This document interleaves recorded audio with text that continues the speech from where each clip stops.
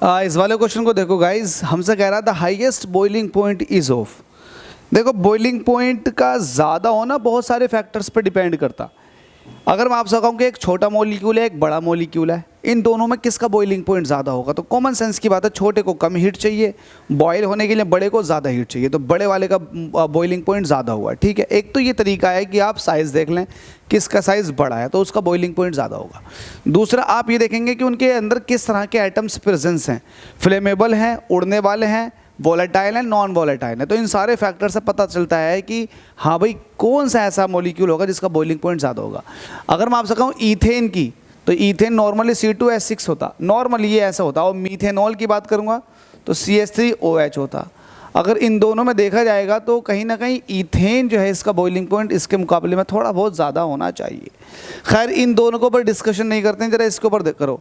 Ethanol, ethanol क्या होता है C2H5OH, भाई इसके मुकाबले में तो इसका ज़्यादा होगा। अब अगर इथेनोइक एसिड की बात करोगे तो ये हो जाएगा CH3COOH, ये इथेनोइक एसिड है जिसको एसिटिक एसिड कहते हैं। अब अगर मैं इसके और इसके स्ट्रक्चर में बात करूं तो वो तो नॉर्मल ऐसे रहता है, लेकिन ये डाइमर्स बना लेता। किस तरह से डाइमर बनाता बताता हूं आपको। इसका स्ट्रक्चर क्या है, देखो मैं इसका स्ट्रक्चर बताता हूं किस तरह से।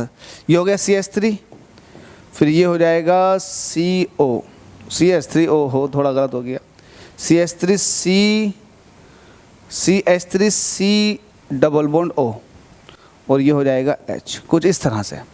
तो CH3COOH, अरे डबल बॉन्ड, अरे भाई ये तो गलत हो रहा है ना, तो यहाँ मैं क्यों छोड़ रहा हूँ एक O को, ये हुआ कुछ। तो एसिटिक एसिड का स्ट्रक्चर आप इस तरह से बनाओ, इस तरह से आप इधर भी बनाओ, तो ये हो जाएगा इधर OH, OH का C के साथ संबंध है, और यहाँ हो जाएगा डबल बॉन्ड O। ठीक है, तो ये हो गए 3 बॉन्डिंग, और यहाँ हो जाएगा कार्बन C, और फिर हो जाएगा कार्बन, और ये कुछ इस तरह से CH3 CH3, अरे CH3C डबल, तो ये एक ज़्यादा बन गया, थोड़ा सा, कोई दिक्कत नहीं, मैं इसका स्ट्रक्चर बनाकर आपको दिखाना चाह रहा हूँ। तो ये है स्ट्रक्चर, ये कुछ इस तरह का। तो ये CH3COOH, CH3COOH। अब होता क्या है, इंटरमोलिकुलर हाइड्रोजन बॉन्डिंग C2H5OH के अंदर भी होती है, और एथेनोइक एसिड CH3COOH के अंदर भी होती है।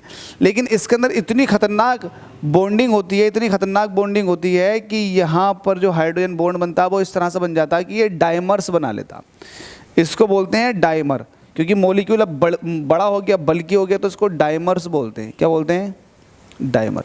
तो डाइमर बनाने की वजह से इथेनोइक एसिड इसका बॉइलिंग पॉइंट बड़ा हो जाता है, ज़्यादा हो जाता है। तो इन चारों में सबसे ज़्यादा बॉइलिंग पॉइंट होगा इथेनोइक एसिड का। क्यों, क्योंकि ये इंटरमोलिकुलर हाइड्रोजन बॉन्डिंग की वजह से इसके अंदर डाइमर फॉर्म हो जाता।